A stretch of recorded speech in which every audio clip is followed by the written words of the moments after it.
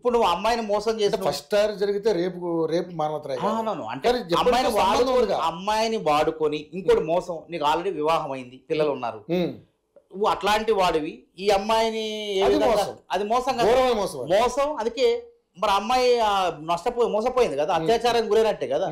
అందుకే ఆ అమ్మాయే అన్ని వదిలిపెట్టేసి police station, Amberpet police station లో ఫిర్యాదు చేయడం జరిగింది.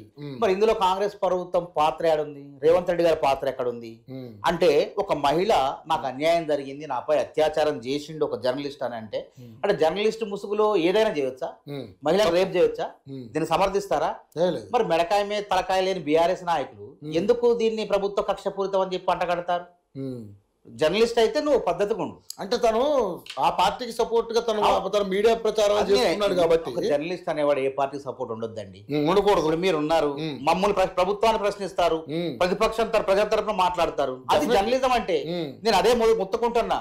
ఇప్పుడు మీకై మీరు ఒక పార్టీని ఎందుకు మొయ్యాలి? ఇప్పుడు కాంగ్రెస్ పార్టీ, కాంగ్రెస్ ప్రభుత్వం, ముఖ్యమంత్రి రేవంత్ రెడ్డి చేసే మంచి పనులు లేవా? మరి మంచి పనులు మంచి పనులు చెప్పు, చెడు పనులు చెప్పు. మంచి పనులు చెడు పనులు చెప్పిన వాడే నిజమైన జర్నలిస్టు, లేకపోతే శాడిస్టు, ఇట్లాంటి ఇట్లా రేపిస్టులు అవుతారు ఇట్లాంటి వాళ్ళు. అంటే నువ్వు కావాలని ఒక దురుద్దేశంతో ఒక పార్టీ కొమ్ము కాస్తున్నావంటే ఆ పార్టీ దగ్గర ఏదో తాయిలాలు పుచ్చుకొని ఈ విధంగా దుష్ప్రచారం విష్ప్రచారం చేస్తానంటే కదా. కాబట్టి నువ్వు శంకర్ యొక్క ఛానల్లో, న్యూస్ లైన్ ఛానల్ మేము చూడడం అసలు అది, ఆ న్యూస్ లైన్ ఛానల్లో ఎన్నడన్నా రేవంత్ రెడ్డి మంచి పని చేసిండు. ఇప్పుడు రేవంత్ రెడ్డికి మీకు అనుకూలంగా మంచి, మేమేమంటున్నాం, మంచి చెప్పండి, మంచిని అభినందించండి, చెడుని ప్రశ్నించండి. రేవంత్ రెడ్డి గారే అంటాడు. ఇప్పుడు రేవంత్ రెడ్డి గారు ఒక మన ఎవరైతే ఉన్నారో వాళ్ళు లింగ మార్పిడి చేసుకున్నటువంటి వాళ్ళకి గౌరవం, ట్రాన్స్జెండర్స్ ఎవరైతే ఉన్నారో వాళ్ళందరికీ గౌరవం పెరిగే విధంగా వాళ్ళని ఉద్యోగాల్లో తీసుకుని ట్రాఫిక్ లో వాళ్ళ విధులు నిర్వహింపజేసే విధంగా చేసిండా లేదా? మరి దాన్ని చెప్పవా? వాళ్ళు వివక్షకు గురైతుంటే, వాళ్ళు చిన్న చూపు గురైతుంటే, వాళ్ళందరినీ అవమానపరుస్తుంటే ఒక ముఖ్యమంత్రి ఉండి ట్రాన్స్జెండర్స్ ని విధుల్లో, ప్రభుత్వ విధుల్లోకి తీసుకొచ్చి, అది పోలీస్ శాఖలో తీసుకొచ్చి వాళ్ళకి శిక్షణ ఇచ్చి రోడ్ల మీద మీరు ట్రాఫిక్ క్లియర్ చేయడం చెప్పి వాళ్ళకి ఆత్మగౌరవాన్ని నిలబెట్టలేదా? ఇది మంచిదే కదా.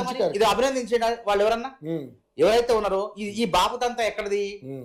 కేటీఆర్ అధికారం కోల్పోగానే నేను 36 మెడికల్ కాలేజీలు కట్టినాం, మేము 36 యూట్యూబ్ ఛానల్ పెట్టినట్లయితే మళ్ళీ మాదే అధికారం అండు అంటే యూట్యూబ్ ఛానల్ ద్వారా తప్పుడు ప్రచారం చేద్దాం అనుకుంటున్నాం. అంటే మీరు అలా అధికారాన్ని పోగొట్టారండి. యూట్యూబ్ ఛానల్ కాంగ్రెస్ పార్టీ పత్రిక ఉందా? వాళ్ళకి పత్రిక ఉంది. టీ న్యూస్ ఎవరిది? కాంగ్రెస్. చెప్పండి ఏ ఛానల్ రాష్ట్రంలో, చెప్పండి దేశంలో, చెప్పండి ఏ ఛానల్ ఉంది? పత్రిక ఏమైనా ఉందా? ఇప్పటికీ లేదు. 140 సంవత్సరాల చరిత్ర కాంగ్రెస్ పార్టీ, 53 ఏళ్ళు అధికారంలో ఉంటే సొంత పత్రిక లేదు, ఛానల్ లేదు. మరి వీళ్ళకి V6 ఆయన మళ్ళా V6 మాదనట్టు అంటాం. కాంగ్రెస్ లో ఒకప్పుడు ఆయన ఒక పార్టీలో అన్ని ఉన్నాడు ఆయన, అది వ్యక్తిగతం వాళ్ళు, పార్టీలో ఉన్న నాయకుడు, అది పార్టీది కాదు. ఇప్పుడు అందులో ఒక కాంగ్రెస్ పార్టీ వస్తే ఇప్పుడు టీ న్యూస్ లో కాంగ్రెస్ వాడు పోయి ఇంటర్వ్యూ చేస్తారా? చేయరు కదా. అప్పుడు చేయలే, ఇప్పుడు చేయరు. కానీ టీవీ అంటే, ఛానల్ అంటే ఏంది? మేము అన్ని టీవీలో పోతాం, కొన్ని ఛానల్ మీ టీవీలకు అందరూ వస్తారు. అది పారదర్శకత. లేకుంటే బొమ్మ బొరుసు, రూపాయికి నాణ్యానికి ఇటు ఇటు అన్నట్టు మంచి చెడు చూపియాలి. కానీ కొంతమంది రేవతి, ఈ యొక్క శంకర్, కొద్దిమంది ఉన్నారు, వీళ్ళు పొద్దున్న లెగిస్తే కేసీఆర్ భజన, బీఆర్ఎస్ భజన, రేవంత్ రెడ్డి పై తిట్ల దండకం. ఇంకా చాలా మంది పేర్లు మీరు చెప్పలా, ఇంకున్నారు కొంతమంది, వాళ్ళ పేరు ప్రముఖులే ఉన్నారు అందరూ, కళ్ళ ముందు కనపడ్డారు సాక్ష్యాధారాలతో వాళ్ళు. కాబట్టి మీకు ఒక ఉదాహరణ చెప్తా. మొన్న రీసెంట్లీగా ఒక ఇంటర్వ్యూ చేశాను నేను, ఏదో ఒక హోమ్ టూర్. మీకు ఆ విషయం కూడా చెప్పండి. ఏది మా ఆయన ఎమ్మెల్యే గారు, ఎవరు ఆయన పేరు, అనిరుద్ రెడ్డి గారు. అరే పాపం ఎంత ఘోరం అసలు. ఒక ఛానల్ పని కట్టుకుని ఆ వీడియో కట్ చేసి ఎంత చేయాలో అంత చేశారు. అది జర్నలిజం కాదంటన్నా. యూట్యూబ్ అయినా, మెయిన్ స్ట్రీమ్ అయినా, ఏదైనా సరే రూపాయికి బొమ్మ బరుసు ఉంటే బొమ్మ బరుసు చూపి. మంచి చెడు పరిపాలనలో, ప్రభుత్వంలో మంచి చెడు ఉంటది. అరే రాజీవ్ గాంధీ మెరిట్ స్కాలర్షిప్లు సివిల్ సర్వీస్ అయిన వాళ్ళకి ఏ ప్రభుత్వాలు ఇచ్చేయండి?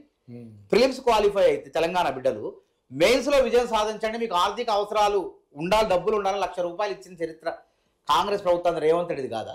మరి దీన్ని ఎందుకు చెప్పరు? మీరెందుకు చెప్పుకోలేకపోతే? మేము చెప్తున్నాం కదా, ఇప్పుడు మీ దాంట్లో చెప్తున్నాం, కానీ ఎప్పుడైనా గుర్తుపెట్టు. మీరు చెప్తారు మానవతరాయ్ గారు, మీరు ప్రతి ఛానల్కి వెళ్తారో, మీరు ప్రభుత్వంలో ఏది జరిగినా ముందు మీరే కనిపెడతారు.